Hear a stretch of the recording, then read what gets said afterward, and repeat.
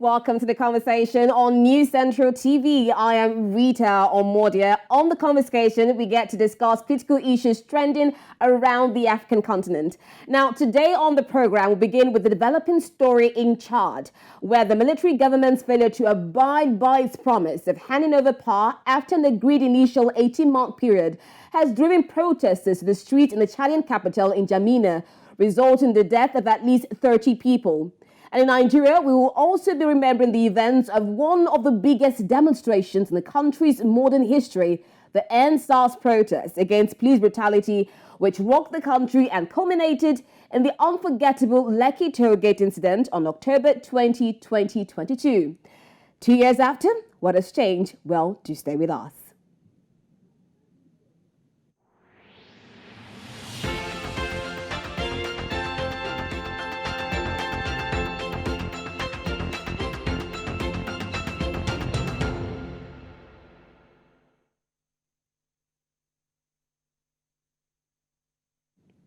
Now, 2 years after the controversial October 20, 2020 Lekki tollgate incident in Lagos, southwestern Nigeria, some Nigerians staged a memorial walk at the Lekki tollgate plaza, waving the Nigerian flag and mock coffins. The Judicial Panel of Inquiry set up by the Lagos state government to investigate petitions on police brutality in the state and alleged shootings of protesters on the 9th of October 2020 at the Lekki tollgate on November 15. Submitted 2 reports, one on police brutality cases and another on the Lekki incident investigation. Its investigations concluded that there was tampering of evidence by Lekki Concession Company and that officers of the Nigerian Army and police shot at, assaulted and battered unarmed protesters, which led to injuries and deaths.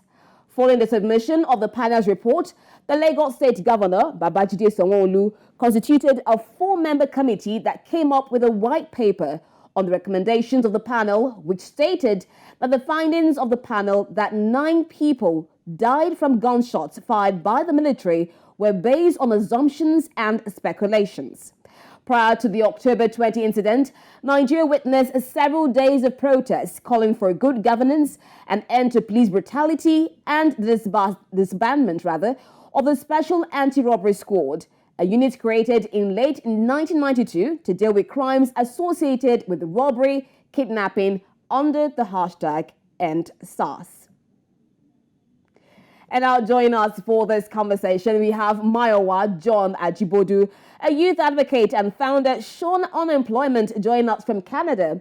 We also have Deji Ajari, Executive Director, Sterling Center for Law and Development. We also have Dabira Oluwa Adeyinka, a political activist. Ladies and gentlemen, welcome to the conversation. Thank you for having us. Thank you. Wonderful. I don't know if we have Dabira online with us, but while we wait for Dabira, I'll begin with you. Mayowa. Now, Mayowa, 2 years on, how would you remember that day? Because there are a lot of stories concerning that day. Even I have my own story. But for you, the Lekki tollgate incident, 2 years on, how do you choose to remember that day? Well, I feel that day is sad. It's a sad day indeed. It's one of the days that we never leave our memory, right? Because up to date, no one has taken responsibility. No one has come to the front seat, to take responsibility for what happened that day. So many families are still in pain as we speak. So many lives are being destabilized. So October 2020 is indeed a sad day, especially in Nigeria and amidst the Nigerian youth. So yeah, it's a horrible day, and it's not an experience that we pray for our enemy to even experience, not to now say that a citizen is experiencing that in a nation that is not devoid of democracy. So to say that day is a sad day is an understatement. It's horrible. It's an horrible experience. Now, after that day where there were investigations and the panel indicted, that Judicial Panel of Inquiry set up by the Lagos state government, indicted the Nigerian Army and police, saying its officers shot at, assaulted and battered unarmed protesters.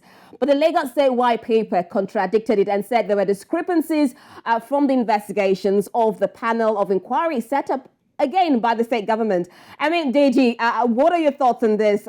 First of all, the Lagos State setting up a panel of inquiry and then saying that those recommendations actually had discrepancies and contradicted the whole thing. Deji, can you hear me? Okay, Deji, if you can hear me, kindly unmute your device so that we can hear you. All right, while we wait for Deji to mute his device, Maya, it's back to you again. I mean, looking at the findings of the Judicial Panel of Inquiry and what the Lagos State government said, because the panel of inquiry indicted the Nigerian police and the army and said that its officers shot at, assaulted and battered unarmed protesters. But the Lagos State white paper contradicted it. What are your thoughts on this? All right, thank you. So I think I have a bit of challenge with the panel of inquiry that was set up. Because when you set up a panel, you want to be able to get facts, right? The essence of setting up a panel is because you want to have facts. You want a panel that will not serve as nepotism. That you want a panel that will not be sentimental, that will not be biased in their result. You know, and unfortunately, this set of panels came up with results, and after a few minutes, after a few days, came back and doctor the same report they gave because a ministry or a state government is asking them to say otherwise. I think I have a bit of challenge with that.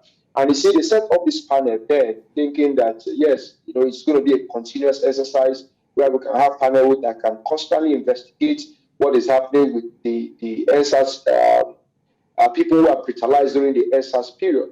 Unfortunately, do we have that panel still ongoing? I doubt that. I don't think we have that. And some of the 5 on demands that Nigerian youths clamor for, to date, I can tell you for a fact that only limited things have been achieved with that. Even the Nigerian police guys that we are fighting for, asking that their salary should be increased and all of that. I remember that the president came and approved what he called the peculiar allowance. He approved what they called the peculiar allowance in December 2021, and up to date, nothing has been paid. They said the police are going to have 20% increments in their salary. Until now, police people came in June of this year saying that they don't have enough funds in their pockets to be able to accommodate that. So even the people we are fighting for are having problems because they don't have enough funds. And because that is the problem, it becomes a challenge to the Nigerian police. And they keep doing what they are doing. They need to extort people. They need to find a way to take people. So the panel of inquiry should get into action. Really, we want a continuous panel of inquiry that will be continuous, not panel of inquiry that will come when there is problem and come back later and doctor the report. I think I don't agree with the panel of inquiry that was set up if they cannot stand on their ground. Yeah. Okay, thank you so much, Maiwa. We also have joining us Dabira Olua. Now, Dabira, it's 2 years on. I asked Maiwa the same question because I know a lot of people have different ways to remember October 2020. So when you hear that day, it's 2 years on. Yesterday, there was a memorial walk at the Lekki Tollgate Plaza. How does that day, what does that day signify to you? Good afternoon, everyone. October 20 would forever remain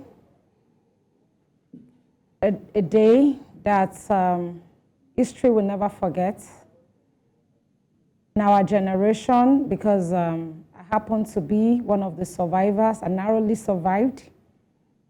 And that date has to be set aside because a lot of people died. And not like they died because they committed any offense or because they were criminals.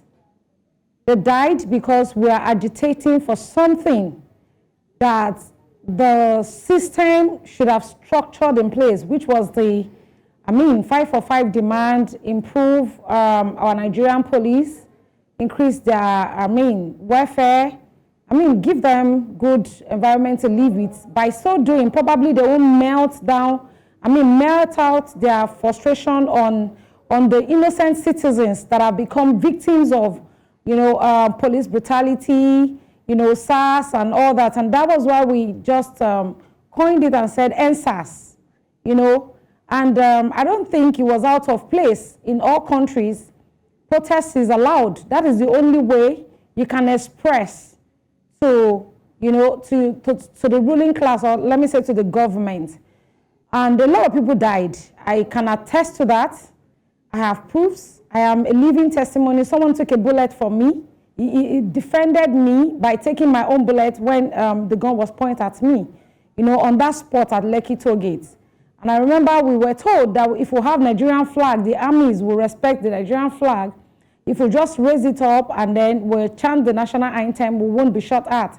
And I was screaming on top of my voice saying people should sit down, they shouldn't run, you know, just raise your flags and stuffs like that. And little did we know that we signed up for something that I didn't believe that should be happening in this time and age, where it will look like we are in a system where democracy has become, impossible. It's a sad day for us. Yesterday we had a good start, but somewhere along the line, that attribute of the violence also came up again. They started putting out tear gas and then shooting in the air and stuff like that, dispatching the protesters. You know, all we are just asking for is, you set up the panel. The panel has, given their white paper on the issue, and they also recognize that over 40-something people died, and that can as well be called massacre, and that the government should implement, those recommendations. And what we are saying is, without these recommendations being implemented, we will keep making these demands, and we won't stop making these demands. We have a lot of lives, a lot of people lost their properties, a lot of people, you know, will live with that injury forever. We have a lot of people that are amputees. You know, we can't keep silent, we can't be quiet. And it's also an eye-opener for some of us that have neglected, you know, the affairs and say, it doesn't really concern me, let me just live in Nigeria, and when I have my way, I can, you know, be lucky to get. We all are locked up in this prison called Nigeria. It's an open prison, I call it. And until we get involved and we begin to speak out with our loud voice, nothing will change. Let's continue to speak. But I'm actually advocating for what I call a closure. Let us have a closure.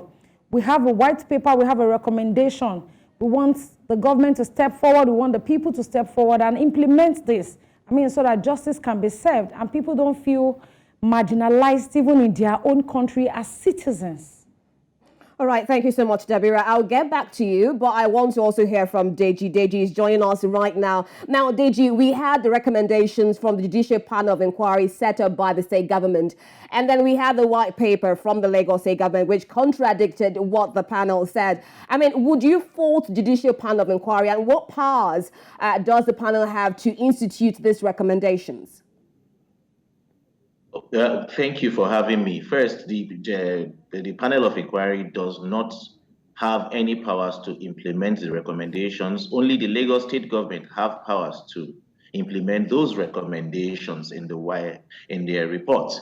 And for me, what you have is a contradiction to the principles of fair hearing. The principles of fair hearing, one of the two pillars of fair hearing is that you cannot be a judge in your own cause. The principle is you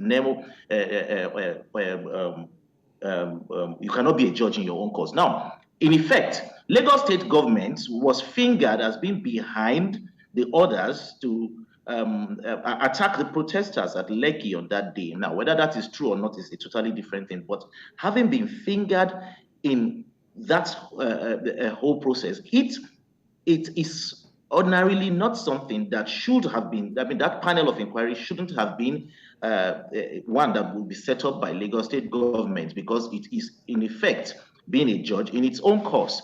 Because whatever the recommendations of the panel of inquiry was, Lagos state government ultimately would be the ones to give effect to those recommendations. And of course, to the best of my knowledge to date, they have not been implemented. And it was not only, you see, the event of the events at Lekki toll gate on the 20th of October 2020 is a culmination of the frustrations of not just Nigerian youths, but I think quite a lot of well-meaning and right-thinking Nigerians about activities of not just the Special Anti-Robbery Squad, but the entire police force and other law enforcement agencies in using intimidation, harassment, brutality is going on. Some of them are even captured on TV, on camera from time to time, and we see them.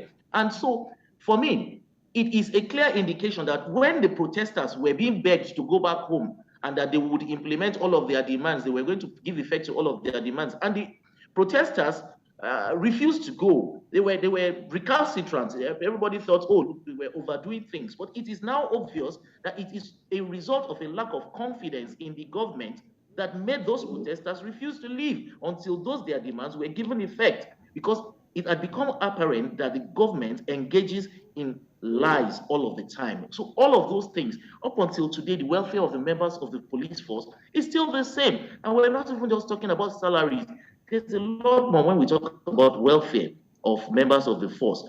There's a lot more beyond just welfare. We're talking about their barracks, their accommodation. We're talking about their pension issues. We're talking about their post-service issues. Those who died in service, what happened to their spouses? What happened to them? What happened to their entitlement? All of these things are the issues that we're talking about. They have not been addressed as we speak up until today. Now, beyond that, those who have been... Hold on that. I want to bring Dabira into all this now. Talking about police reforms, police brutality. I mean, you saw what happened at the Lekki Tollgate Plaza. Do you also believe that there have not been enough changes to the police service commission in Nigeria? Yes, I strongly believe that there's not been literally any changes, because 2 weeks ago, a few weeks ago, over 2 weeks now, I was driving through my 2, and I had people that are non-uniform officers, with guns, broad daylight, like around 2 p.m., and they harassed my vehicle and started cocking their guns and asking my assistant to calm down, and I'm like, wow, do we still have Sars in this state? Because I was thinking those have been, swept under the carpet. To the best of my knowledge, I found out, there's nothing really that have changed. And what we're asking for is reform the police. Let there be a routine check and probably 3 months training. And then let us have a checkmate from the Nigerian masses that balances situation. Let's say we have a judicial panel or jury, panel that, it's an intermediary between the Nigerian masses and the Nigerian police that does checkmate. Let us have police people that are going beyond bars. So, let us have them, brought to book, because we can't continue to agitate for something and you still repeat the same, offense. And we didn't come out because we just want to come out and display. We came out because we want a Nigerian police that we will see and be proud of. We are not different from them, and they are not different from us, but it's like there's no better understanding that we are also trying to fight for them, because they are melting out their own frustration on us. People I've seen videos where I see Nigerian citizen and a policeman dragging to a fort, to the point where the person will be like, okay, this might be the end of my life, because he knows outrightly that if he gets to the police station, that is the end of him. Something may go wrong. So, but what we are calling for is this. We want the Nigerian police force to look into this. We have a lot of intelligent men in those offices. We have a lot of people that can put, measures into place to ensure that this country is livable for us. We can't continue to live in prison. We can't continue to have our system, bastardized at our own expense. And we are citizens of this country. And look at it. We are close to election, for instance. What can this system say he has produced that can add value to us as citizens of this country? We're not even proud of anything that has to do with the system. Talk more of the police system that harasses us at every given opportunity. We're not like enemy against enemy. We're supposed to be, police supposed to be our friend, but it's the other way around. When we see a policeman, we put on our defense mechanism. When the policeman sees us, he puts on his arrogancy because he thinks that we are coming for him. And these things has to be balanced. There has to be a closure somewhere. That is my agitation, because if we keep going on like this, people are still dying on a daily basis. All right. All right, Dabira, hold on a bit. Now, Mayowa, see what Dabira is saying now. He's saying that there's still a lot of issues with the police system. Now, in the police defense yesterday, if we look at the event of the Memorial Walk, the police said that this was to prevent a hijack of the peaceful march or the Memorial Walk. Now, for you, do you think it was necessary for the police to have dispersed the Memorial Walk with tear gas and water cannons in their own defense? I think so far, I think Nigeria still lack structure and system. And because we lack that, it is easier for anybody or for any government parastatal to come out and do what they like, right? How do you, I have not heard, except in cases of extremists where you have people resorting to violence, right? Now, but what happened yesterday was a peaceful protest. It was a peaceful. And so if you are to do anything, you are not supposed to deploy tear gas in any way, right? Now, so that was only possible because we lack system and structure. And may I say this to you, if a problem you don't acknowledge, it will be difficult for you to find solutions. So because the Nigerian government is finding it hard to acknowledge that there is a problem that happened on October 20, 2020, they are finding it hard to find solution. And the solution is this simple. Nobody is taking responsibility. Nobody is saying anything about that incident on that day because they are living in denial. They have not come to accept the fact that something happened on that day. So because it is when you accept that there is a problem that you will find solution, but because they have not accepted the problem, so it becomes difficult. And they are piling up those lies, they are piling up those issues. And because they are still piling up, that's the result of what you saw yesterday. They are trying to cover up their excesses, and you cannot hide this forever. Really, look now, what's the essence of deploying tear gas for a peaceful protest? I've never seen that done, except on a case when there are violence, and that was not the case yesterday. So Nigeria is lacking system and they are lacking structure, and they are still living in self-denial. And until we come to the realization that something happened on October 2020, we will not move forward. We need Nigeria government to acknowledge the fact. For Canada, the system exists for the people, not the other way around. So if the system cannot favor people, then something is wrong. So we need to find out who is responsible for people. And that's always been a message for about 2 years now. And I'll keep saying it, and I'm saying it here again. Somebody needs to take responsibility for what happened. And it must come from the people in higher authority. It must come from people in power. And until we realize that, we cannot move forward. Now, talking about taking responsibility, now, part of the people, we had the Lagos state government, we had the military, the police, the protesters. We also had another faction, which was the LCC, that's those in charge of the Lekki toll gate. Now, the Lekki toll gate incident led to the suspension of tolling by the Lekki concession company, that is the LCC. In the recommendation made by the Judicial Panel that the Lekki toll plaza be made a memorial site for the NSAS protest by renaming it to NSAS toll gate. Now, the Lagos state government said it would rather designate a park in the state and name it Peace Back. But in March, the LCC announced that tolling on the Lekki-Ikoyi Link Bridge will commence on April 1. Now, Deji, considering that the owners of the Lekki toll gate, that is the Lekki concession company, were found guilty of hampering the panel's investigation, which the panel said, now what rights do the LCC have on this reopening? I had said it earlier. You see, the truth of the matter is this. When the accused is the one who is also sitting as the judge, then you're not going to get justice. Whatever the outcome will be, will definitely not be a fair one. It is simple. It's as straight as that. So if the Lagos state government, had implemented the recommendations of the panel of inquiry, as it were, the LCC would not go out and flout those orders. But the truth of the matter is that the government did not make those orders. And so the LCC is actually not flouting anything because there were no orders. It was merely recommendations from the panel to the state government, which the state government had the choice of deciding whether to take or not. And so the state government, as it is, has chosen not to take the recommendations. And that's just it. You see, the truth of the matter is this. Nothing has changed. There's still no accountability. There are quite a lot of those people. We're even fixated on Lagos. There were panels, about 28 states set up panels of inquiry.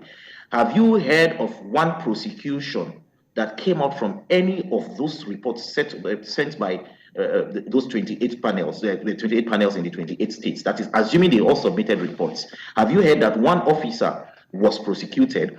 I know that the National Human Rights Commission set up a panel itself in Abuja, and that panel several times sent invitations to the former head of the IGP IRT unit, Abba Kyari. He never honored it, and of course, they do not have the powers to arrest him or do anything. And that was the end, and so nothing happened. Of course, they made recommendations that we don't know what they are, but I assume that recommendations would include investigation and prosecution.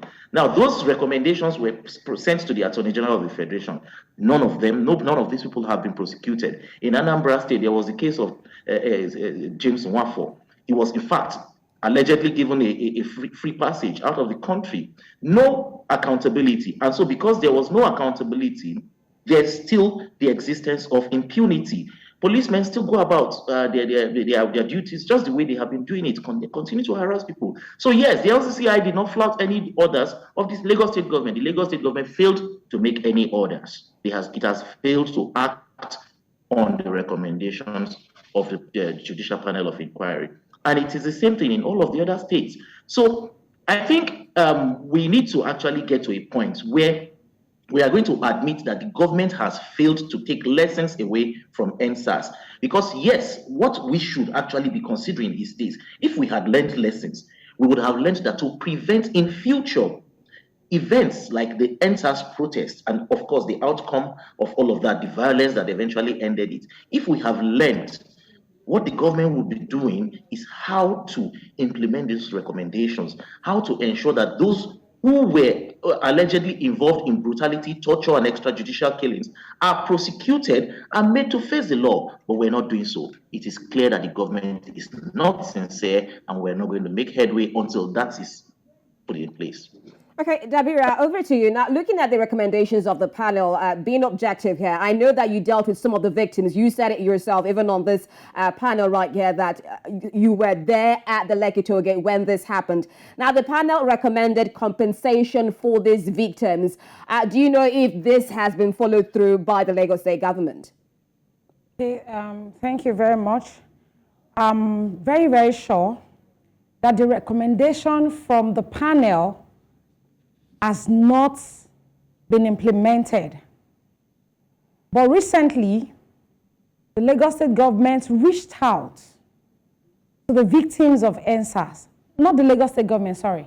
The governor himself reached out to the victim of NSAS and said he was supporting them, with something to augment. And I was in that meeting having that conversation, and I said, what has happened is beyond just, trying to, give patches, even though it's something, literally. And I suggested that we have a receipt, like let it be a conference, let it be a coming together of a few of the frontliners and concerned people that can actually recommend, or let us work with the implementation, the recommendation that the panel has given. But yeah, he went ahead, he said he was doing that out of his own sole will to reach out to the, victims. And then two of the victims that were amputees got prosthetic legs, and so far that is what has been done. And he said it has nothing to do with the implementation of the panel. So I guess, maybe they are trying to avoid, openly taking responsibility, because it might be said, it might be translated into admitting. I think people didn't just want to admit that something has happened, but the Lagos State governor himself reached out. Okay, all right. I thank you for that clarification. Now, Mayowa, since the 2020 protests, this protest has become quite phenomenal. Now, if you notice, even from yesterday's one, there's been a major clampdown on protests in Nigeria. I don't think we've heard of one successful protest in Nigeria. Now, would you call this a sense of fear for the government, or are they just trying to avoid a hijack of protests as clear in the NSAS protests? And where does this all place the freedom of expression and democracy in Nigeria? Thank you. So let me quickly chip in this. Under my foundation, right? So biannual, we have a work that we usually do. So create some sort of awareness and youth empowerment across the country. And this year we are supposed to have that. But unfortunately, I couldn't, because of the the fear of the government as jacking a peaceful walk. All right. And so if I, as a person, is having a challenge in doing what I feel will benefit the country, put us in that global sphere, that global space of influence, if as a person is scared of doing that, then it means that something is wrong with democracy, right? Because in democracy, you're supposed to be free. In democracy, there's supposed to be peace. In democracy, there's supposed to be responsive and responsible government. In democracy, there should be transparency. In democracy, there shouldn't be anything called a black box. The black box is when something goes into the system and you cannot see what happens in the transformation process, right? Now, so if this is not the case, then it means that democracy is might likely be a thing of the past in Nigeria. We might think we're experiencing democracy, but we're not, because people are not fit to express themselves. Like yesterday, people were not free to have a peaceful protest. People were not free to have a peaceful walk. So it means that democracy is an elaborate statement right now that I feel that is not something that is applicable in Nigeria, because the government have made us so scared, and I think that's what they want to achieve. Okay. But we thank God that we have a generation, a Sorosuke generation, that is not relenting, that is not giving up on their fight, on their cause. And I believe that all we just need is a responsive and a responsible government that can truly hold the tenacity of the tenet of democracy. Now, JG, Amnesty International gave a report yesterday. It said about more than 40 protesters arrested during the anti-police brutality demonstrations are still in detention. Now, if that is true, what is the fate of these protesters? And in the case of illegal detentions, can we say that Nigeria has competent lawyers and courts to adjudicate in these matters?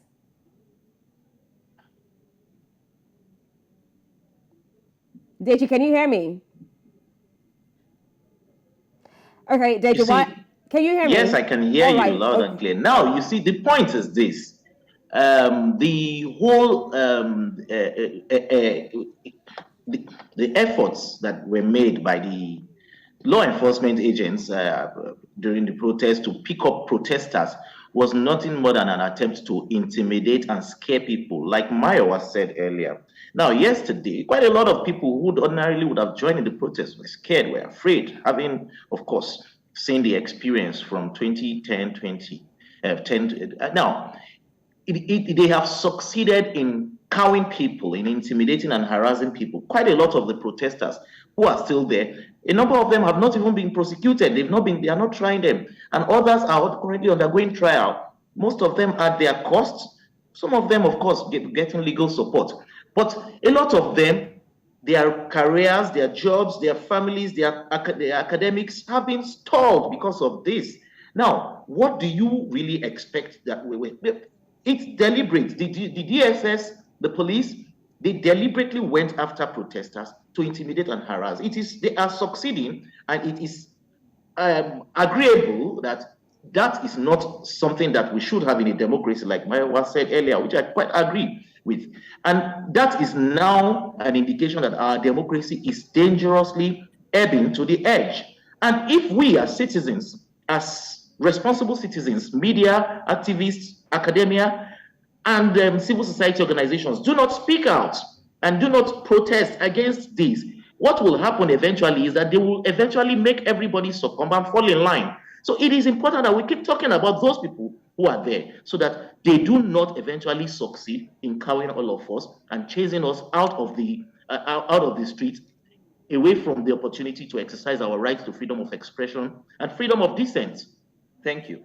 Okay, Dabira, a lot of pleas were started in October 2020, good governance, end to bad governance, police reforms and all that. Now, how do you think that the government can be more responsive to the demands of the youth as we edge towards 2023? I think it's a good question, and at the right time. First off, I would is my opinion that the government should identify with the likes of youths that have come out as advocates and that are doing remarkable movements in improving the values of our system. that was why I kept saying to every interview that I've been to yesterday, like, we can't keep taking this action and this is the response we're getting. We need to come to have a consensus, like there has to be a closure somewhere. Now the government should call up on youths and intelligent youths for that matter that can come up with a template. And first of all, let them implement the 5 for 5. That way, we know they are listening. We know they are leaders and not rulers. Because as far as I'm concerned, what I'm perceiving, is that we have rulers that don't listen. They only intimidate and rule. They do whatever they choose to. And we will not want to sit to have a consensus without them, first of all, laying the foundation of implementing what led to the aftermath of Sars. So 5 for 5 is not for the fact that they are even, going to implement the panel request. It was the one that set the agenda for Sars. They should implement that 5 for 5 in actual fact, not in paper. Because I met with some police officers that told me their salary has not been increased. They still live in terrible barracks and stuff like that. Okay. That 5 for 5 goes first, after which we can now come together and have a memorandum, of understanding, or what do you call it? All right, identify with people. From all what you're saying, there's a whole lot that the government needs to do. Being leaders and not rulers, listen to the pleas of the youth, even as we inch towards 2023. Unfortunately, we'll continue to have these conversations later on, but I'll have to let you go at this point in time. Thank you so much, Dabira, Mayowa, and Deji, for joining us on this conversation. Thank you so much. And right now, we'll take a quick break. When we come back, we switch gears to Chad. Do stay tuned.